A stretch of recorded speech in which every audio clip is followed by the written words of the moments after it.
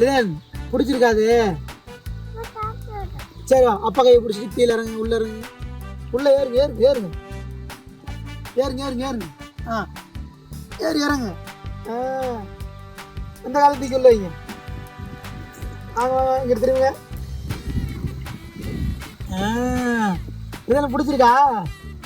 நல்லா இருக்கா? சோப்பு போடணுமா? முதல் நீங்கள் குளிங்க, அப்புறம் சோப்பு போடலாம். உட்காருங்க உட்காருங்க உட்காருங்க உட்காருங்க. சரிங்க, எல்லா பக்கமும் தண்ணி ஊற்றணும்லங்க, அப்படிதான் ஊற்றணும்ல மேலே. அப்படி ஊற்றினதுக்கு சோப்பு போட முடியும். உட்காருங்க.